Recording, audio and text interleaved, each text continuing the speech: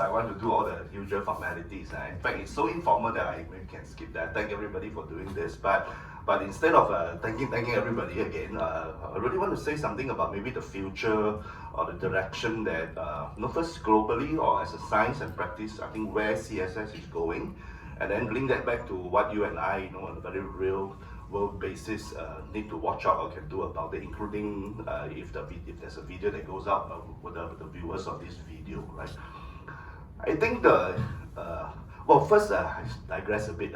Big data is not just large volume of data, right? Okay, big data, which is the very crux of a lot of the CSS, has its usual properties of volume, very large, but it has its velocity, right? It's rapidly moving, which brings about interdependency and dynamic stuff, and you have agents interacting. That's why you do agent-based modeling. And then, so that's the second V, right, has velocity. Then there's also the third V, which has variety, right? There's a lot of different formats that you can think about.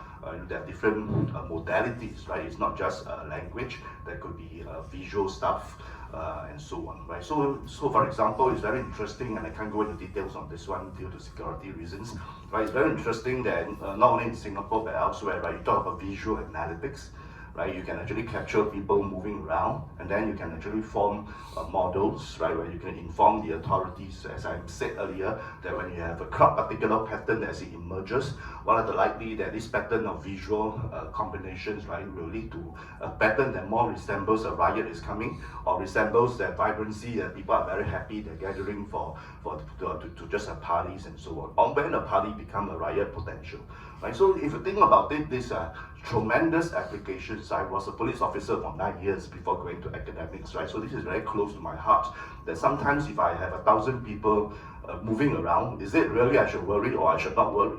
I should just let people carry on because they're having fun, right? If I ask them to move away, they will actually be angry with not just police, but with the whole event, right? But if I don't, and if it's a serious thing, actually I'll be in trouble, there'll be a riot.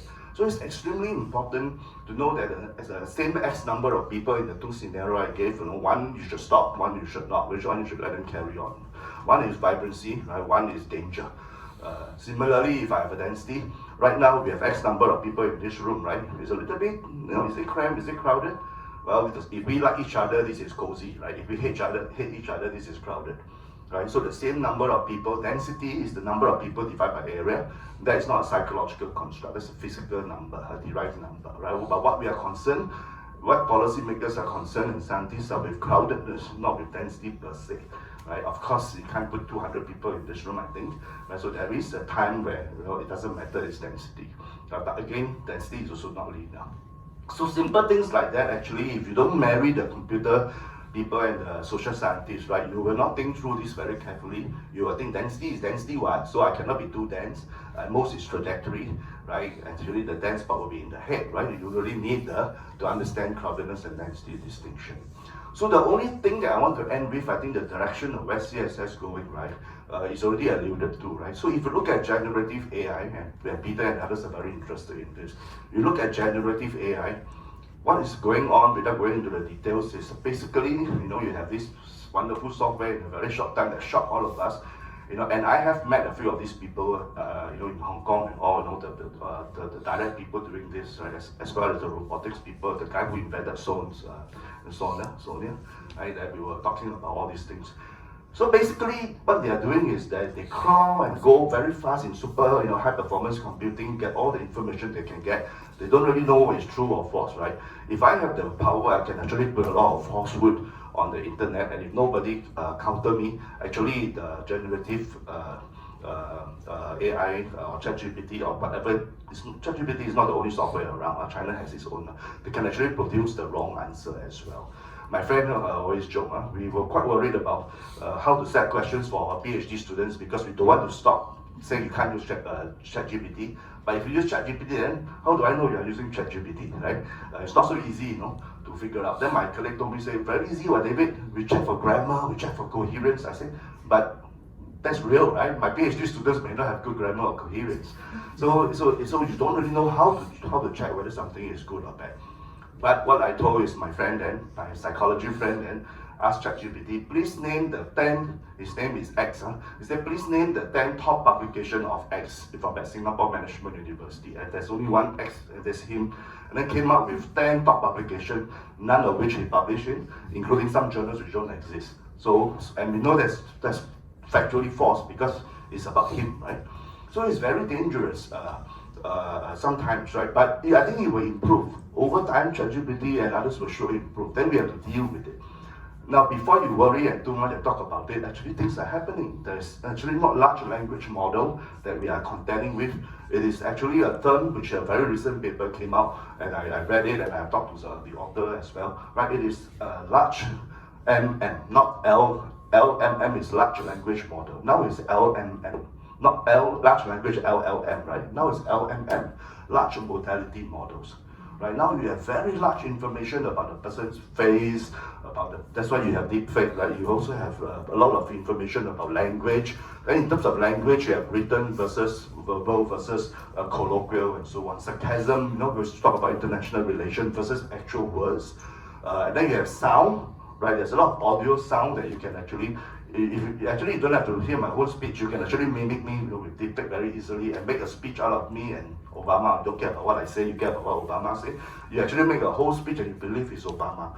Some of the things you say about Biden on social media actually are not true, right? It's a made up, right? And the best example is Tom Cruise, right? When it first came out, we were all shocked that Tom Cruise was doing this. It wasn't Tom Cruise, but nobody, even Tom Cruise's wife, I think it's Tom Cruise. Right? So I think these things are happening. These things are what we need to catch up with. Different modalities. The computation scientist people, the more now you will need the social scientists, right, to come inside and say, what does this mean? Is it just about trust? It's much more than trust. Psychologists know a lot about facial recognition, right, about the basic emotions, but now you can deepfake, so what does that mean? So I think these are the things we got to pick up. I'm going to just end up with something that's more I'm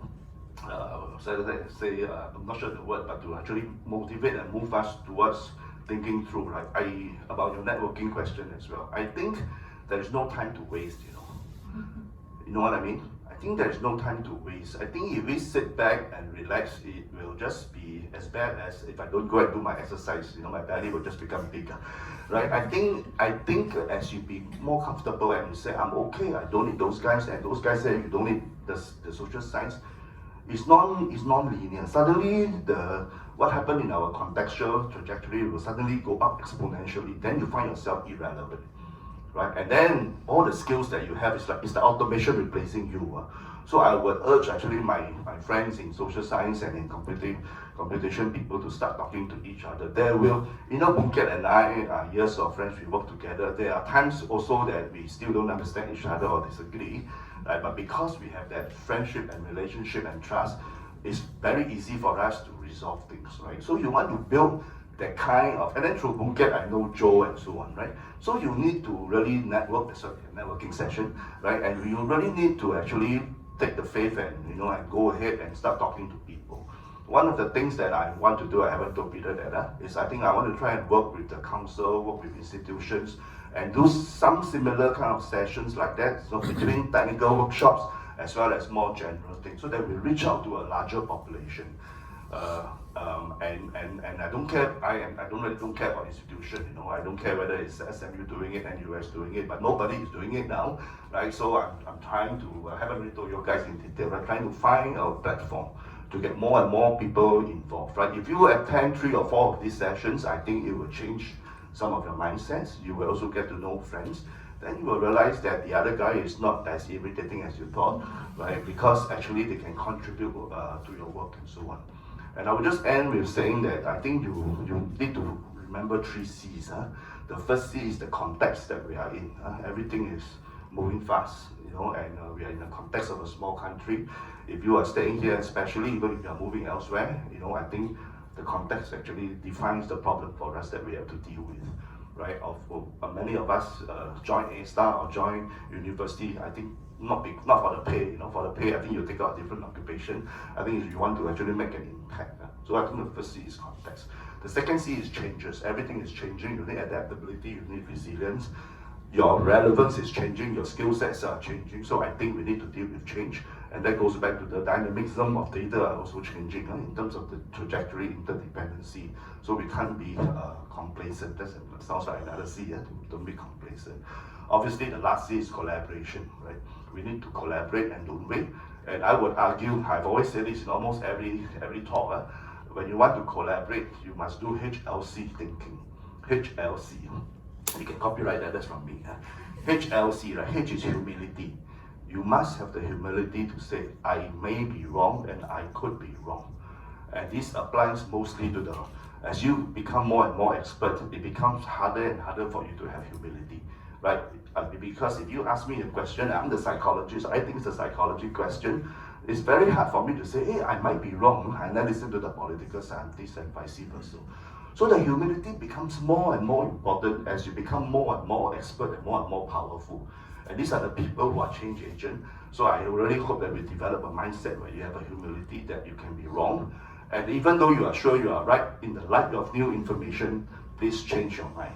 Right? And that's a policymaker problem all over the world, right? They are afraid to say, I'm making a U-turn. No, you are not making a U-turn. It's in the light of new information, you are an honest leader, you make a different decision now, right? If you're able to think like a good policy maker, that don't worry, people won't say it's U-turn. Right? In fact, you don't change, then I think you are just stubborn.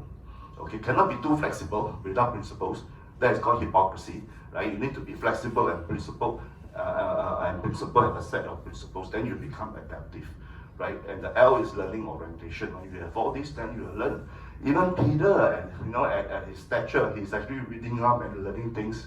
When he's not sure, he will ask very young or me some things. What do you think, right? And then so every one of us need to learn, have that learning orientation. The final C, then finally you can collaborate, right? So have a HLC attitude. I think it starts with humility. I could be wrong. Then go and read up. I'm still reading. This morning I was still reading Computational Social Science Handbook, because I think there are a lot of things that we don't know and we can learn. Okay, so with that, I think probably no announcements, right? I think we don't have to hand back and forth to there is announcement after all. Okay, so I just want to thank everybody, right? To our guests and all, and it's not the end of everything. We should meet again, right? And some of the questions I really want to, but I don't have a chance, and I don't want to in this particular audience to be too academic. I'd love to talk to you about structured equation and growth modeling and agent-based modeling. Right, we'll find some way to do that somehow. Right, so watch out for A-Star or SMU or NUS announcements or SSRC, the Social Science Research Council announcement. When you have such things, try to go for it. You are the early guys. We put up within a day, it was full house because it's quite a small room. And we try to do that and allow more sessions, right? But that's something that I want to do. I haven't run by my colleagues on the council members. Okay, thank you very much. Thank you.